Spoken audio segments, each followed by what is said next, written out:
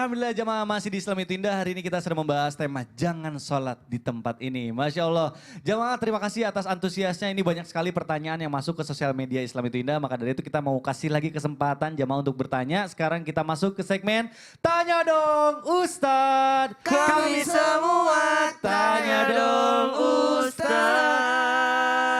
Alhamdulillah nih, tadi sudah diseleksi pertanyaannya oleh tim kreatif kita dan alhamdulillah ini ada pertanyaan dari @masruro_tulhawa. Assalamualaikum Ustadz, izin bertanya. Waalaikumsalam warahmatullahi wabarakatuh. Bagaimana hukum sholat di tempat yang kebetulan itu satu saf sama laki-laki tanpa adanya batas karena jamaahnya sudah full. Dan jamaah belakang akhirnya laki-laki dan perempuan safnya rata lurus tanpa ada batas. Apakah tetap sah dikarenakan kondisi tempat yang tidak memungkinkan? Wah luar biasa nih pertanyaannya. Boleh dijawab oleh guru kita Ustadz Maulana, silakan guru. Nah terima kasih banyak. Alhamdulillahirrahmanirrahim. Kalau kita berada di masjid, kita ambil contoh dulu ya. Dulu. Kalau kita berada di Masjid Nabawi itu sangat teratur sekali. Betul. Pintu laki-laki beda dengan pintu perempuan. Bahkan betul-betul dikasih saf yang luar biasa. Tapi kalau kita berada di Mekah, otomatis terjadi percampuran antara laki-laki dan perempuan. Karena pada saat tawaf, tiba-tiba kamat langsung pada mengelipir mencari tempat untuk sholat. Dan alhamdulillah memang ada petugas saf di kalau sana di Masjidil Haram. Jadi harus dipisah-pisahkan. Nah dalam hal ini sebaiknya satu, hindari percampuran atau ikhtilat antara laki-laki dan perempuan. Maka jangan berada laki-laki, perempuan, laki-laki, perempuan, laki-laki, perempuan. Itu yang tidak boleh. Dalam posisi ini jangan sholat bergabung antara perempuan laki-laki dalam satu tempat. Cuma harusnya dipisah.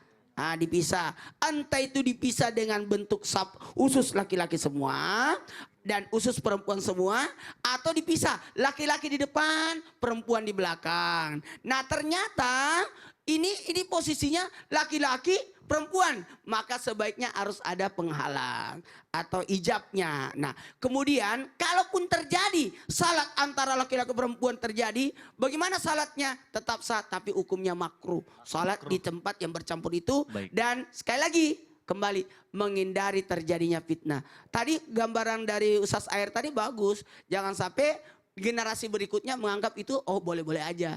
Harusnya ditekankan tidak boleh. Betul, betul. Masya Allah. Alhamdulillah mudah-mudahan terjawab ya.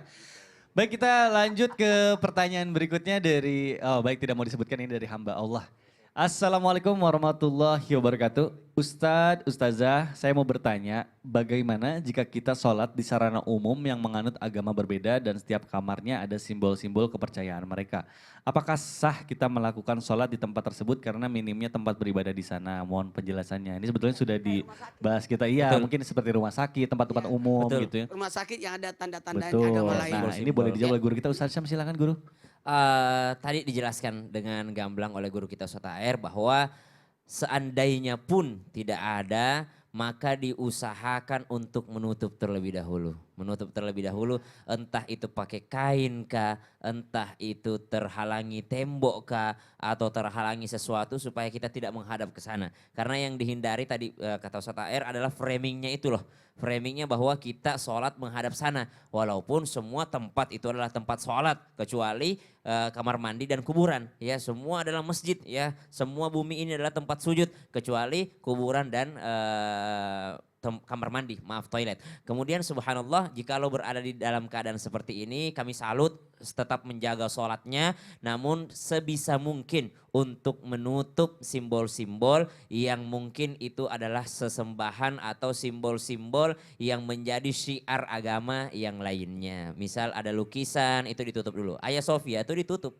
Hagia Sophia. Jadi ditutupnya itu ya semaksimal mungkin, sebisa mungkin. Walaupun mungkin kalau kita iseng itu ngintip-ngintip masih kelihatan lukisannya gitu ya. Terakhir ke sana itu kita ngintip-ngintip sebenarnya masih kelihatan. Kita masih tahu ini lukisan apa, kita masih tahu ini tulisan apa, kita masih lihat simbolnya sebenarnya. Tapi semaksimal mungkin untuk ditutup karena dijadikan masjid di dalamnya atau tempat sholat di dalamnya. Jadi mbaknya atau masnya silahkan semaksimal mungkin untuk menghindarinya, menutupnya. Kalau sudah maksimal silahkan sholat di dalamnya. Wallahu ta'ala a'lam. Wah, Masya Allah, Alhamdulillah nih ya.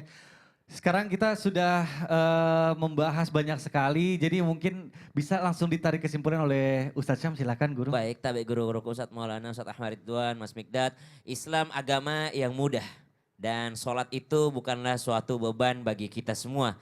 Maka dari itu Allah menjadikan seluruh muka bumi ini adalah tempat sholat bagi kita, tempat sujud bagi kita, kecuali tempat-tempat yang tidak memenuhi syarat tadi. Dan hanya sedikit sekali tempat yang tidak memenuhi syarat. Artinya kita teman-teman sekalian, jamaah sekalian dimudahkan oleh agama kita, dimudahkan oleh Allah Subhanahu wa taala untuk beribadah kepadanya. Yang kedua, biarpun kita memilih tempat yang bagus, biarpun kita memilih tempat yang istimewa, biarpun kita memilih sholat di Masjidil Haram, tapi hati kita tidak konek kepada Allah, maka itu adalah masalah yang besar. Mungkin tempat yang kurang bagus bukanlah suatu masalah yang besar, hanya perbedaan fikih. Tapi kalau hati kita yang tidak konek kepada Allah, itu adalah masalah yang sangat besar. Itulah mengapa sebelum kita mengubah posisi duduk tahiyat kita langsung beristighfar kepada Allah. Seakan-akan kita memohon ampun, ya Allah ampuni aku, dalam sholat saja aku masih mengingat dunia, apalagi aku tidak sholat. Dalam sholat saja aku lupa kepadamu, apalagi di luar sholatku. Banyak orang masih sholat, masih mengingat dunia. Banyak orang dalam sholat tidak mengingat Allah, apalagi di luar sholatnya. Maka dari itu kita sangat-sangat dimudahkan, baik itu dari segi fikihnya, baik itu daripada segi yang lainnya, maka kita dimudahkan untuk beribadah kepada Allah Subhanahu wa taala.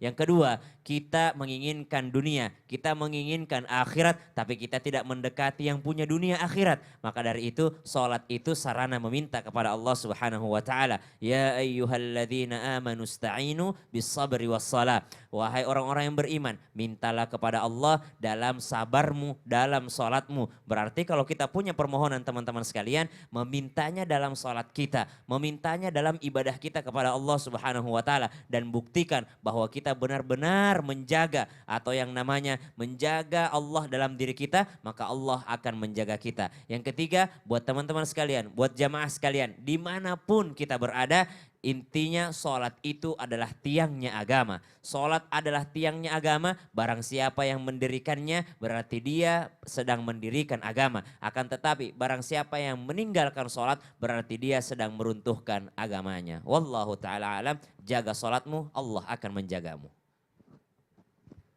Baik, alhamdulillah, dan insya Allah akan dilanjutkan dengan doa yang dipimpin oleh guru kita Ustadz Ahmad Ridwan. Silakan guru. بسم الله الرحمن الرحيم الحمد لله رب العالمين حمدا شاكرين حمدا ناعمين حمدا يوافي نعمه ويكافئ مزيده يا ربنا لك الحمد كما ينبغي لجلال وجهك الكريم ولعظيم سلطانك اللهم صل وسلم على سيدنا محمد اللهم أصلح لنا ديننا الذي هو عصمة أمرنا وأصلح لنا دنيانا التي فيها معاشنا وأصلح لنا آخرتنا التي إليها معادنا واجعل الحياة زيادة لنا في كل خير واجعل الموت راحة لنا من كل شر ربنا آتنا في الدنيا حسنة وفي الآخرة حسنة وقنا عذاب النار وصلى الله وسلم على نبينا محمد والحمد لله رب العالمين Amin, amin ya Allah ya Rabbal Alamin. Alhamdulillah, alhamdulillahirabbil alamin. Jamaah, mudah-mudahan ilmu yang kita dapatkan di pagi hari ini bermanfaat untuk kita semua. Sekali lagi saya ingin berterima kasih sedalam-dalamnya kepada guru-guru kita, kepada jamaah yang sudah menyaksikan Islam itu indah. Akhir kata saya Mikdad Adausi, mohon undur diri, mohon maaf apabila ada salah-salah kata. Wabillahi taufiq wal hidayah, wassalamualaikum warahmatullahi wabarakatuh. Waalaikumsalam warahmatullahi wabarakatuh.